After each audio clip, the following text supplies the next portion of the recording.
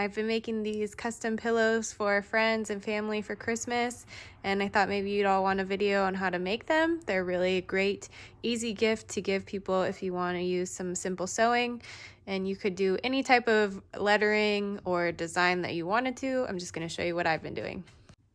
So it's just going to be a running stitch with some quilting backing, so it's a hand quilted pillow, and then we're also going to do a piping around the pillow, and it is just a pre-made pillow form.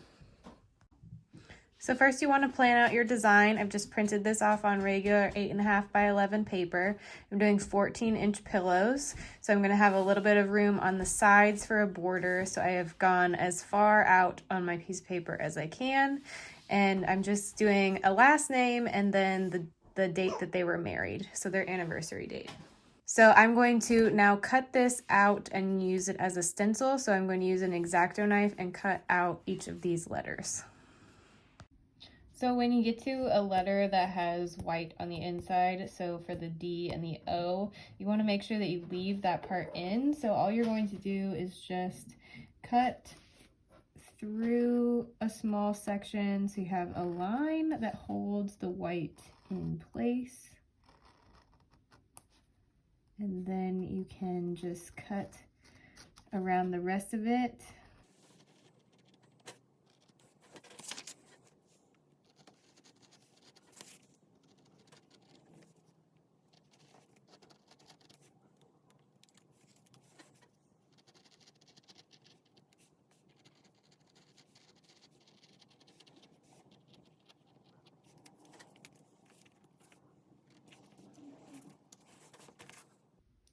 So now your centerpiece is going to stay in place. You're just going to have that little line holding it there, and then when we sew, we'll just continue around the edges.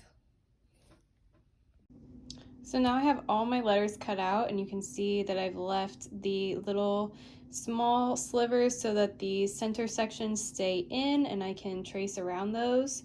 And I have also drawn an X at the center point of my piece of paper so that I can line it up on my fabric. So for the fabric on this one, we're going to do 3 different sections. So I want this whole piece to equal out to 15 by 15. That gives me a 1/2 inch on each side of seam allowance. So I have a middle section here that I've just sewn on to 2 other sections to make 15 inches. And then I also have my quilt batting. It's just a thin cotton batting.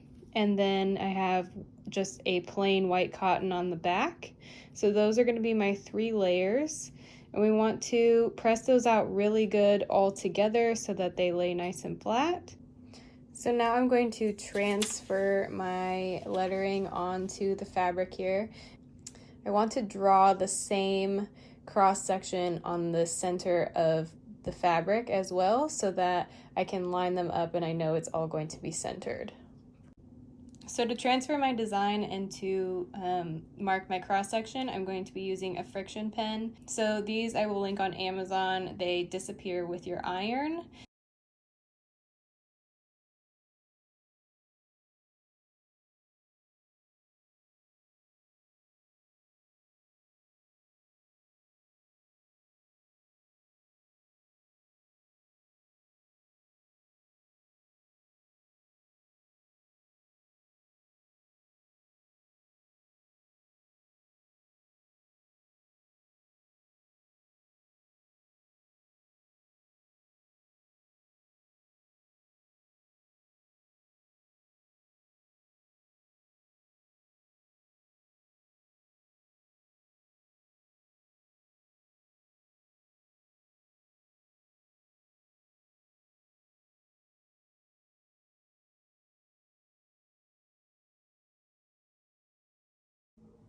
So that is what it looks like when everything is all transfer with the pen.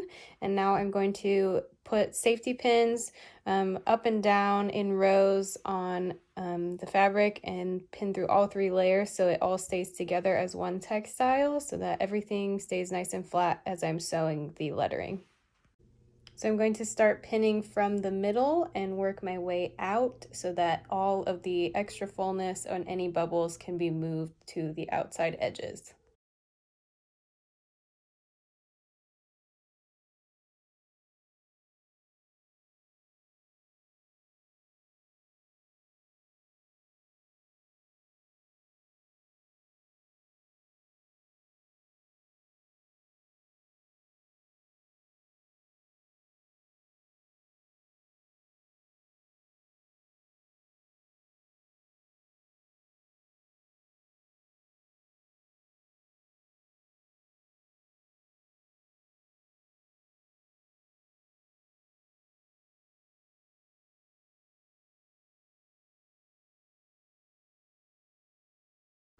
So this is what it's gonna look like when you get all of your pins put in. You can also do this step with a hand basting stitch. I just prefer the safety pin method.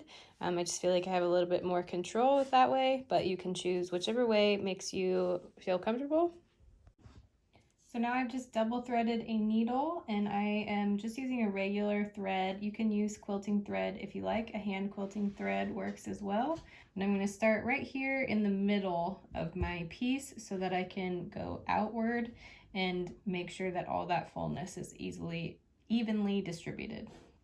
So I'm just going to do small even running stitches around the outline of my design here, trying to make sure that they are even on both sides.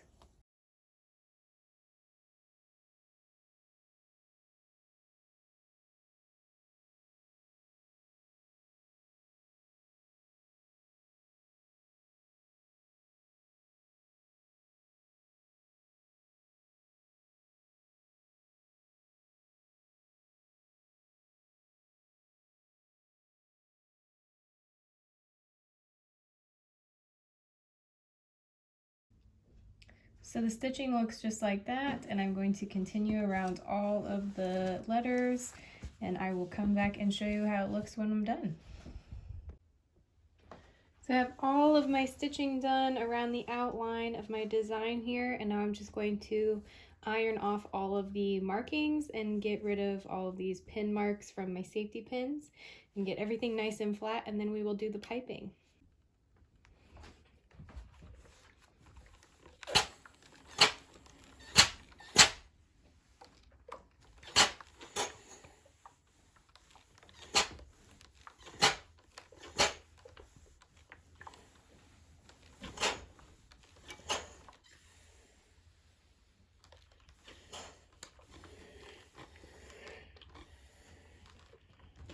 So for the piping, we're going to be using this navy and white little baby houndstooth print. So what I'm going to do is just use my 2-inch ruler here and make sure that the corners of my squares on the ruler are lined up with that straight line of the edge of my fabric. So the selvage edge, that's going to mean that you are directly on the bias, which is what we want to cut for piping. We're just going to cut some 2-inch strips with our ruler so that we have enough to go around the outside edge of our pillow. So now that I have all of my little strips cut out here, I'm going to line up the angled edges so that my right sides are together, but I want to line them up and just jog that little corner just about a 1/2 inch from the edge. So if I put my ruler down, that little notch is 1/2 inch from the edge of my fabric, so that when I sew this together, when they flip over, it will line up the edges, and that seam allowance will allow me to have straight edges along my piping. So for the piping, I'm going to be just using this cord that I ordered off Amazon. It's just a macrame cord, but it's a nice thickness. You could also do something wider if you wanted a thicker piping, but this has been working out pretty well for me. So how we're going to make this piping is by using a zipper foot on our machine, and we're just going to wrap our bias pieces around the cord and fold that in half. Then we're going to stitch right along the edge of the cord. So that's why we want to use the zipper foot, so we can get really nice and close to that cord and seal it in. So I've gone back and drawn a 1/2 inch seam allowance on my pillow here, and I'm going to start by putting my piping at the bottom, and I want to line that stitch line up on the piping right with the 1/2 inch line that I've drawn on the pillow. Here in the center is where my two sides are going to overlap. So I've gone kind of down at a slope here, and the other side is going to wrap around and create an X so that the piece is going to look continuous once we meet it back up again. So once I get to the corner down here, I want to take my scissors and slash into that seam allowance of the piping right up to where your stitching is, and I'm going to cut right on the line that is going to be going up. So right there where my line is drawn, I'm going to clip that so I can turn the corner. And I kind of want to shove the corner down a little bit. I don't want to pull it all the way tight. I just want to give it a little bit of ease to be able to make that shape. So I have all of my piping sewn around the outside here, and you can see where this little overlap is, and once I turn it under, it's going to just kind of camouflage into a continuous piece, and we want to put it down at the bottom just so that it's not the highlight of anything, and we're hopefully going to have that resting on the couch or the bed, so we won't really see that part. But now we're going to put the back piece on. So you just want to put right sides together and go ahead and pin around. I like to leave open just this section here of the bottom.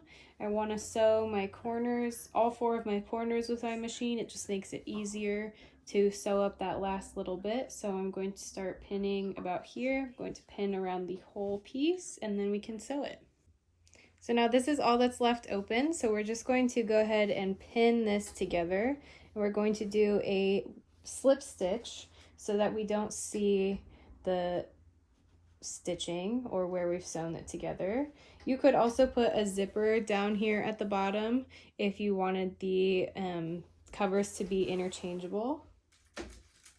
So to stitch this closed, I'm just going to take a needle threaded with a single thread, so one short end and one long end with a knot. Then I'm going to clip this extra little thread that I don't need, and I'm going to find the point where the stitching starts from the machine, and I'm going to just slide that in through that little fold.